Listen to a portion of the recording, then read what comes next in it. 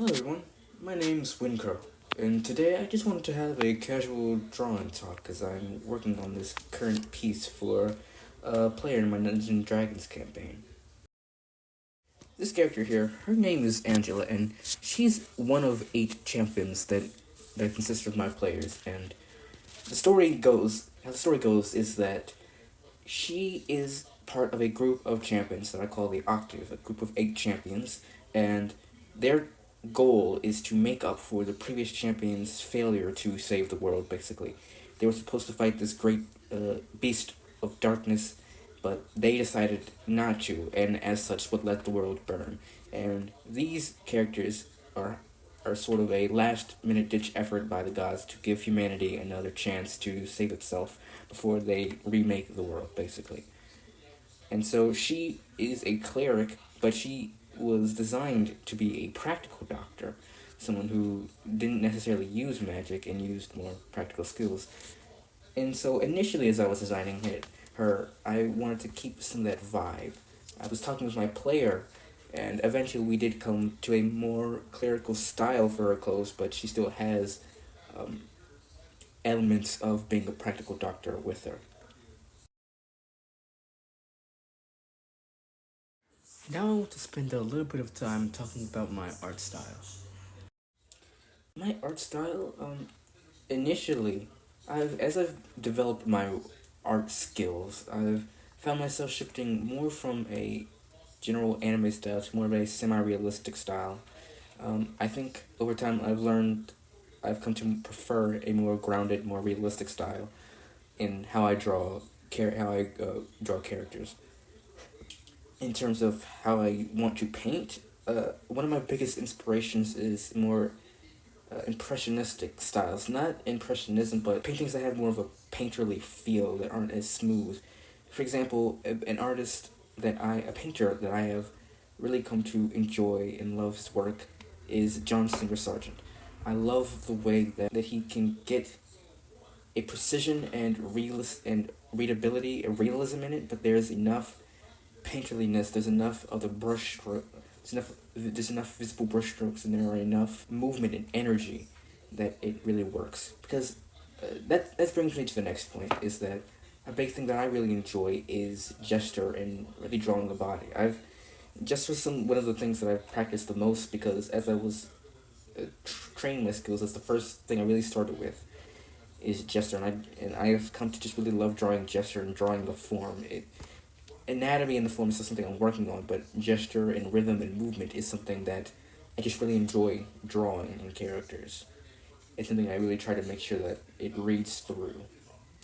Not perfect, I'm still developing my skills and making them readable, but I think that a lot of my works have a really good gesture overall. Some more influences are, of course, we can talk about my anime and video game influences. Well, in terms of anime, of course, Dragon Ball Z was one of the first animes that I saw. I'll say rest in peace, Akira Toriyama. But his work really, just the series alone, really, it was the first anime that I watched that when I knew what anime was, and it opened my eyes to what art and story could be. Some of my fondest memories are of when I have a disc set of the last season of Dragon Ball Z in those like orange disc sets, and I only have the last season. But I remember watching it so often, so much, and I just love the art. I just love the animation.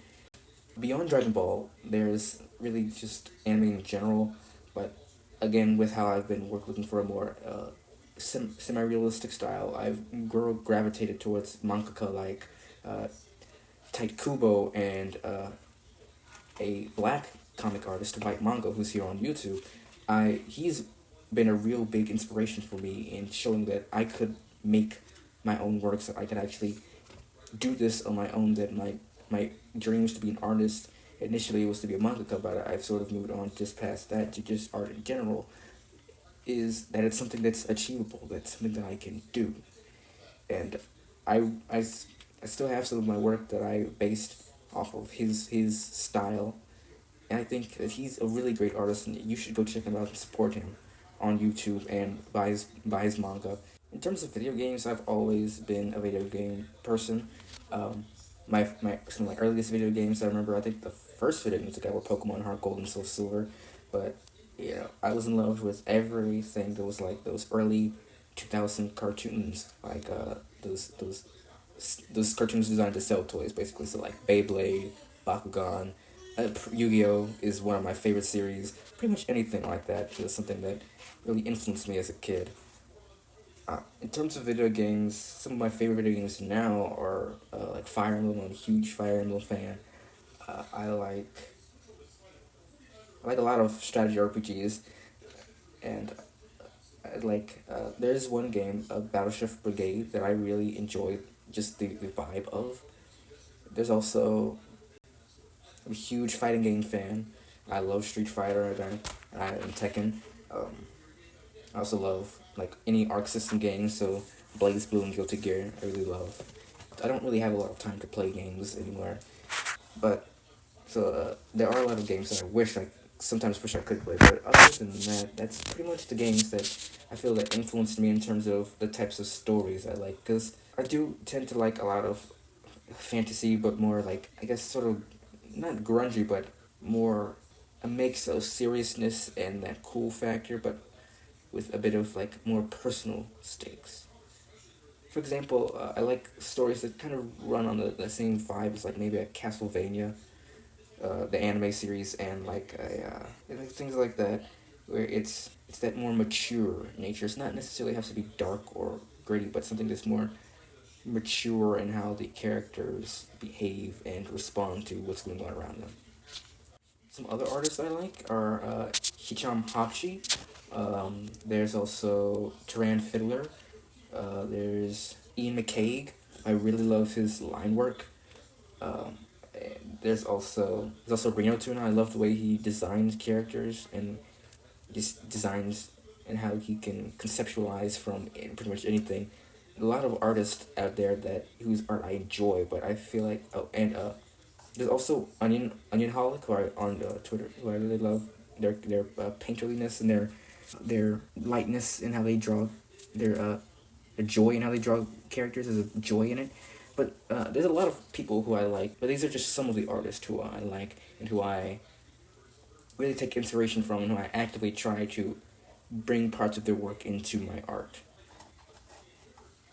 So while I'm finishing up this character, I want to go ahead and make some final comments on my Dungeons & Dragons campaign and what's currently been going on. So recently, Angela and the rest of my players have finished making their travels in Port Abyss, which was this giant pirate city.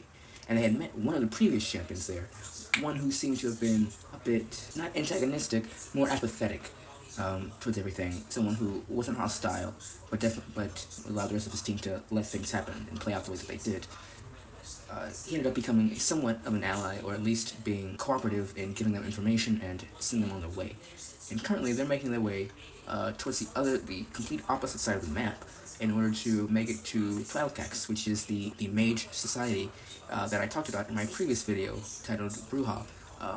They're trying to go there because one of my players is a mage from there, and he has been urged to go back in time for their annual gala event that he needs to go to, in order to report back to give updates on his particular mission of finding a certain creature that he was tasked with hunting, and to drop off a shipment of magical stones that the players helped to mine and prevent from being stolen. I really enjoy playing with this group. This is my first time DMing a Dungeons & Dragons campaign. This is also really the second time I've engaged with Dungeons & Dragons longer term. Really only played one character through a few campaigns that ended early, but I really enjoy the dynamic the players have. I really enjoy seeing these characters grow bit by bit. We've only really just started, but it's fun to see how they're slowly developing into more complex characters, and I enjoy putting challenges in their way and trying to help urge along their character arcs.